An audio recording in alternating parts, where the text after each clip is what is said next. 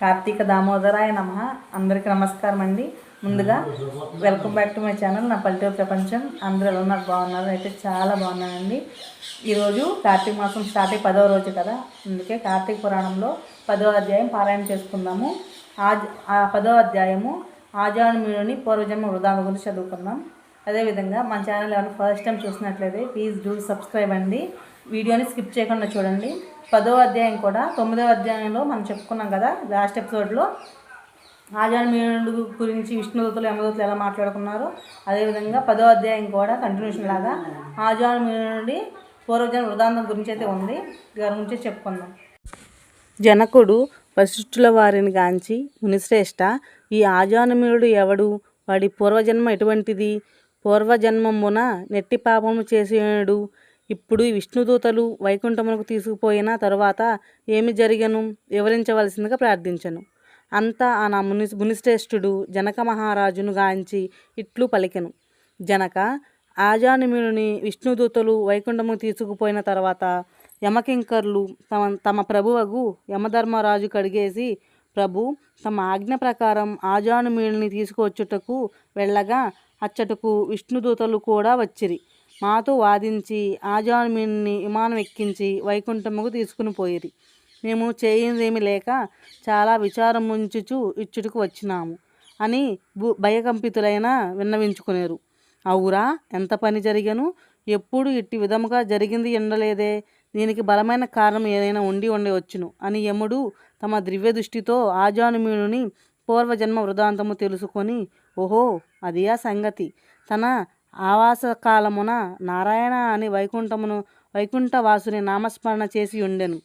అందుకు గాను విష్ణుదూతలు వచ్చి వానిని తీసుకుపోయిరి. తెలియక గాని తెలిసి గాని మృత్యు సమయమున హరినామస్మరణ ఎవరు చేసేదరో వారికి వైకుంఠ ప్రాప్తి తప్పక కలుగును. గనుక ఆజానుమీయునికి వైకుంఠ ప్రాప్తి కలిగెను కదా అని అనుకొనెను. ఆజానుమీయుడు పూర్వజన్మలో మహారాష్ట్ర దేశమున ఒకానొక శివాలయములో అర్చకుడుగా నుండెను. అతడు తన అపూర్వమైన అందము చేత, సిరి సంపదల చేతను, బలము చేతను గర్విష్ఠి అయి, వ్యభిచారి అయి, శివారాధన చేయక, శివాలయం యొక్క ధనము నపహరించుచు, శివుని విగ్రహం వద్ద ధూపదీప నైవేద్యాలను బెట్టక, దుష్ట సహవాసాలను మరిగి విచ్చలవిడిగా తిరుగుచుండెను. ఒకానొకప్పుడు శివాలయంలో పరమేశ్వరుని ఎదురుగా పాదములుంచి పరుణ్యమి లేక ఆమె భర్త చూచి చూడనట్లు భిక్షాటనకై ఊరూరా తిరుగుచు ఏదో ఒక వేళకు ఇంటికి వచ్చి కాలం గడుపుచుండెను. ఒకనాడు పొరుగురికి వెళ్ళి యాచన చేసి పెద్ద మూటతో బియ్యము, కూరలు నెత్తిన పెట్టుకుని వచ్చి అలసిపోయి, నాకు ఈ రోజున ఆకలి మిక్కుటముగా ఉన్నది, త్వరగా వడ్డించి పెట్టుము అని భార్యతో ననెను. అందులోకి ఆమె చేదరించుచు నిర్లక్ష్యముతో కాళ్ళు కడుగుకుండా నీళ్లు కూడా ఇయ్యక, అతని వంక కన్నెత్తినైనా చూడక, ఇటునిపై మనస్సు గలది అయి మగని తూలనాడుతూ భర్తకు కోపం వచ్చి మూలనున్న కర్రతో బాదెను. అంతా ఆమె భర్త చేత నుండి కర్ర లాక్కొని భర్తను రెండింతలు కొట్టి బయటకు త్రోసి తలుపులు మూసివేశాను. అతడు చేయునదేమి లేక భార్యపై ఇసుకు జనించుట వలన ఇక ఇంటి ముఖము పట్టరాదని తలసిపోయి దేశాటనకు వెళ్ళిపోయాను. భర్త ఇంటి నుండి వెడలిపోయిన కదా అని సంతోషించి ఆమె ఆ రాత్రి బాగా ముస్తాబై వీధి అరుగుపై కూర్చుండి ఉండగా ఒక చాకలివాడు ఆ దారిని పోవుచుండెను.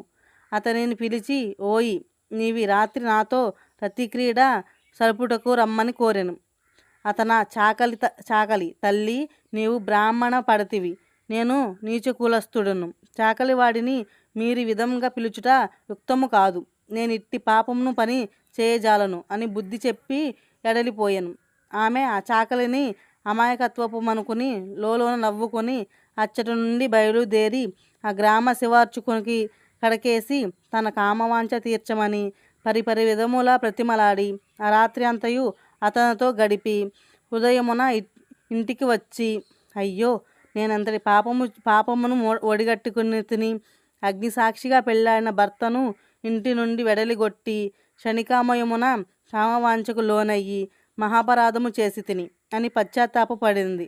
ఒక కూలివాణిని పిలిపించి కొంత ధనమిచ్చి తన భర్తను వెతికి తీసుకురమ్మని నదిగా పంపెను. కొన్ని దినములు గడిచిన తర్వాత భర్త ఇంటికి రాక పాదములపై పడి తన తప్పులను క్షమించమని ప్రార్థించును. అప్పటి నుండి ఆమె మంచి నడవడిక నవలంబరించి భర్త అనురాగముకు పాత్రురాలయ్యను. కొంతకాలమునకు శివార్చనకు నేది అయి వ్యాధి సంక్రమించి దినదినము క్షీణించుచు మరణించెను. తరువాత అతడు రౌరవాది నరకము కూపములబడి నానాబాధలు పొంది మరలా నరజన్మ ఎత్తి సత్యవ్రతుడను బ్రాహ్మణోత్తమునకు కుమారుడి అయి కార్తీక మాసమున నదీ స్నానము చేసి దేవతా దర్శనము చేసి ఉండుట వలన నేడు జన్మజన్మల పాపములు నశించుటియే కాక ఆజానుమీయుడే పుట్టెను. ఇప్పటికీ తన ఆవాసకాలమున నారాయణ అని శ్రీహరి బ్రాహ్మణుడు భార్యగు ఆ కామిని కూడా రోగగ్రస్తురాలే చనిపోయెను. అనేక యమయాతలను అనుభవించి ఒక మూలవాని ఇంట జన్మించెను. ఆ మాలవానుడు ఆ పిల్ల జన్మరాశి చూపించగా తండ్రి గండమున పుట్టిందని జ్యోతిష్యుడు చెప్పెను. మాలవాడ శిశువును తీసుకుపోయి అడవి యందు వదిలిపెట్టెను. అంతలో నొక విప్రుడు ఆ దారిన పోయుచు పిల్లయ్య ఏడుపు విని జాలి కలిగి తీసుకుని పోయి తన ఇంట దాసికిచ్చి పోషించమనెను. ఆ బాలికనే ఆజానుమీయుడు ప్రేమించెను. వారి జన్మ వృదాంతమిదియే.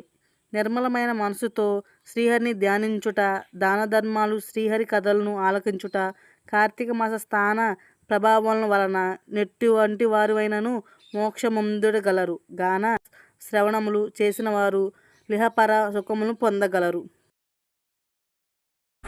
10వ అధ్యాయం పారాయణం సమాప్తం.